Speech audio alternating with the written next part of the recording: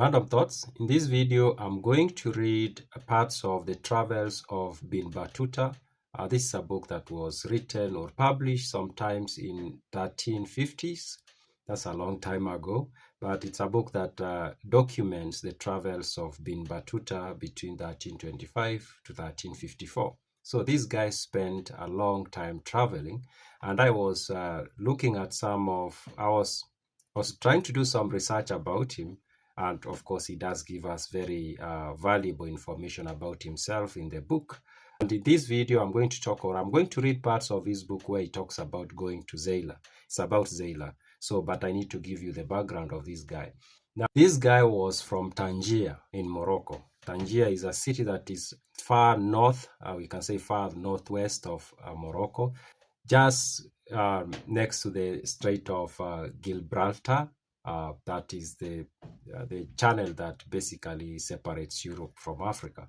So that's where he came from. He was around 22 years old. He was very young. And he decides that he wants to go to Mecca and Medina for pilgrimage, of course. And he did not have the intentions of traveling. Seems like that was not his goal when he left Tangier. He just wanted to go to Mecca and then to Medina and then maybe come back home. He was a student of law, Sharia law, we can say, and that was his profession, and it ended up becoming maybe the most known of his profession, of course, besides him becoming a traveler and then documenting his travels. So we need to understand that about him, that he was a lot more into the law. And his actual name is Abu Abdallah Muhammad ibn Abdallah ibn Muhammad ibn Ibrahim al-Lawaiti al-Tanji. So that is his long name. And of course, Tangi is where he came from, Tangier.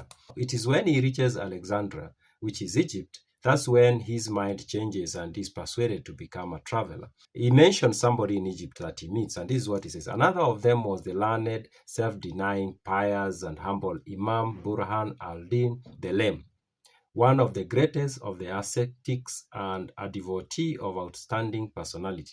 I met him during my stay in Alexandria, and I spent 3 days as his guest.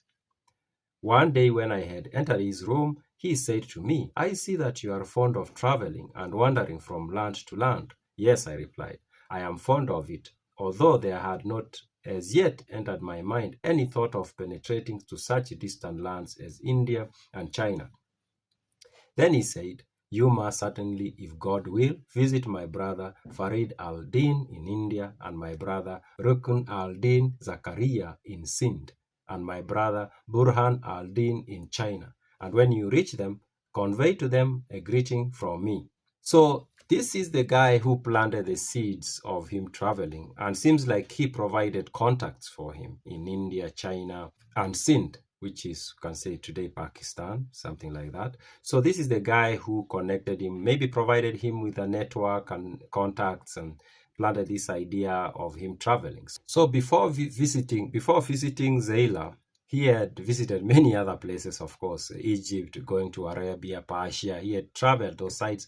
And then it's when he arrives at Yemen, Al-Yaman, that I think he does mention that he meets a guy who came from Zayla, and this was a very nice guy to him. The guy was very friendly to him, and they did have some interactions. They did eat together and maybe have discussions about religion and other topics. And I think he doesn't say it outright, but seemed to me that this is the person who influenced him to think of coming to East Africa, and that is Zayla, and then Mogadishu, and then Mombasa, and then Kilwa. But in this video, we're just going to focus on Zayla.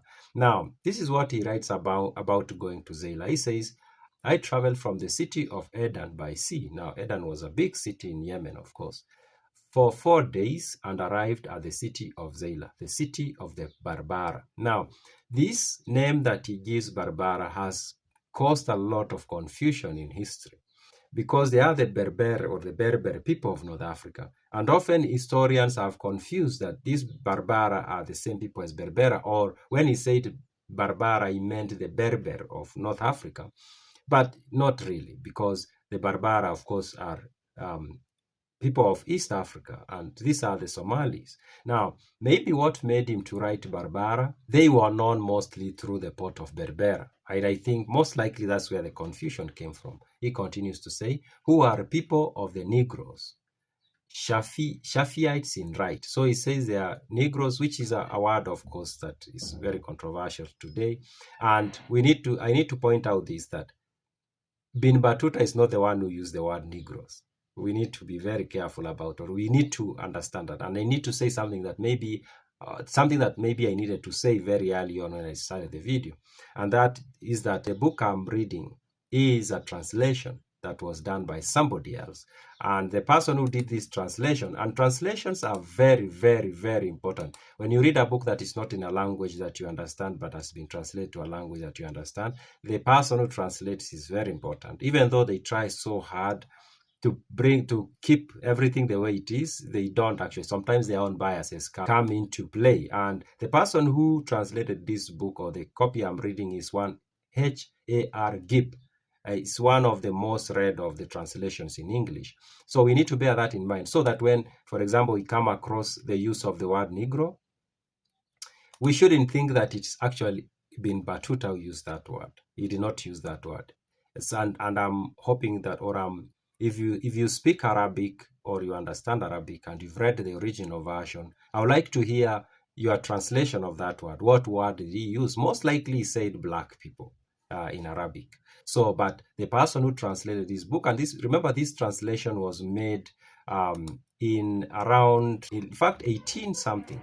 So it is the time in the 19th century when Europeans were very racist in the way they view Africans. So even when they are translating documents like this, they were likely to just, without even noticing it, their bias would just show, or how they saw the people would just show. And in fact, when you read the notes that Gibbs leaves in the document, it becomes very clear that he was so much influenced by the European way of looking at Africans. So yeah, so the word is used, Negro.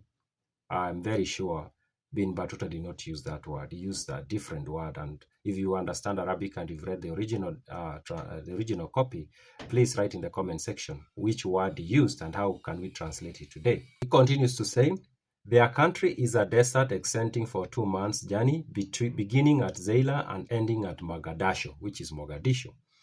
And the next video is going to be about Mogadishu. Their cattle are camels, and they also have sheep, which are famed for their fat. So beside the camels, they are also known to own sheep, which was very well known in the ancient world, or in the world of that time, because they were very fat. So maybe they were very desirable. I think I've read in another part of this book where he says that this sheep from the Horn of Africa was so desirable in other parts of the world.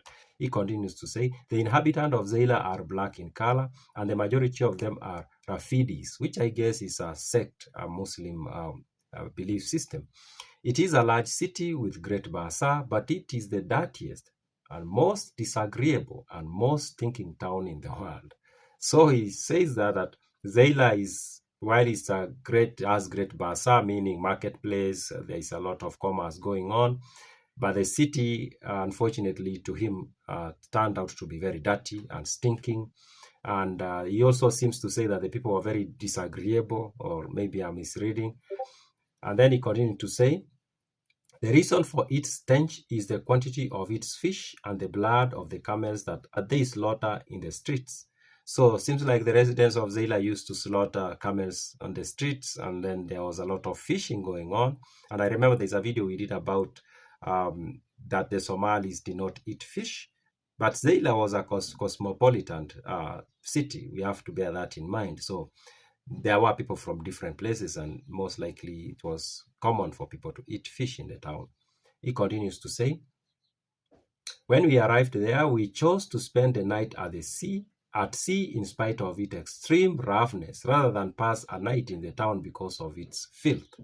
So Bin Battuta, chose to sleep in the sea, even though the sea was very rough that night, rather than spend the night in the city, because he could not stand how it was stinking. So that's the text that Ibn Battuta writes about Zayla. And this was in 1320 something, or maybe could be 1330s, because he left Tangier in 1325 or 1324. So maybe by the time he arrives in Zayla, maybe 2-3 years had gone by. Remember, this was that the time when there were no vehicles, no aeroplane, just ship and trekking. So some time must have passed. So that's what he tells us about Zayla. Those are my random thoughts.